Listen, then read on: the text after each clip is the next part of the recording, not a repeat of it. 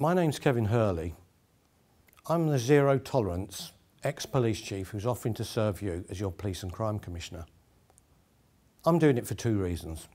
One, I want something done about the antisocial elements, the bullies and the yobs I see in our towns and villages and I hear so much about from my friends and family. It spoils their life. I also want something done about this fear of being burgled by criminals all over the county or coming into the county from London. And I also want something done about people who deal drugs to our children. And frankly, I want to take their assets off them. I want to do this because I actually do know how to do it and I've done it for many years. But the other reason I'm offering to serve you is because I think we should keep the politics out of policing. For the last 10 years of my police service, I was pretty senior. And I dealt on a daily basis with politicians of all hues. One thing I found is they cannot help but bring their political views to bear on how they think policing should be delivered. Now, when Parliament set up the police in 1829 under Sir Robert Peel, they deliberately kept the police separate from politicians. Indeed, you, the public, know that because in recent surveys, up to 96% of the public say they don't want a politician in this post.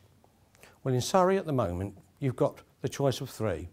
You can have a long-served political activist from the Conservative Party, you can have a councillor from the Liberal Democrats, or a former member of the European Parliament. So those are the two issues. Let me talk to you about what zero tolerance is, because I think that's what you're really interested in. Zero tolerance is about resolutely focusing on the yobs and the bullies, the thugs. It's about making them feel the fear. It's also about focusing down hard, frankly, persecuting the burglars and the drug dealers. These kind of people are a blight on our society. They only respond to one thing, and that, quite frankly, is prison. Prison works because when they're in there, they can't burgle or deal drugs. We can talk about rehabilitation, we can talk about diversion, and we can talk about things like restorative justice later. What we need to do is catch them and let these people know their consequences. And by the way, another aspect of zero tolerance policing is seizing their assets so that they can't get away with them and applying that money, when we sell them, back into visible street policing in our neighbourhoods. So that's it. Let's go after the antisocial yobs, the burglars, the drug dealers, and seize their assets, and let's pay for some more visible policing. But we can't do that without our police being really motivated to do that. Now, I know coppers. 9 of my family have been there. And I know, at the present time, their chins are on their chests. They don't know what's expected of them. They criticise if they do, and they criticise if they don't. A lot of our candidates now will be telling you, or your candidates, in fact, will be telling you they're going to hold the Chief Constable to account. Well, I'm not going to.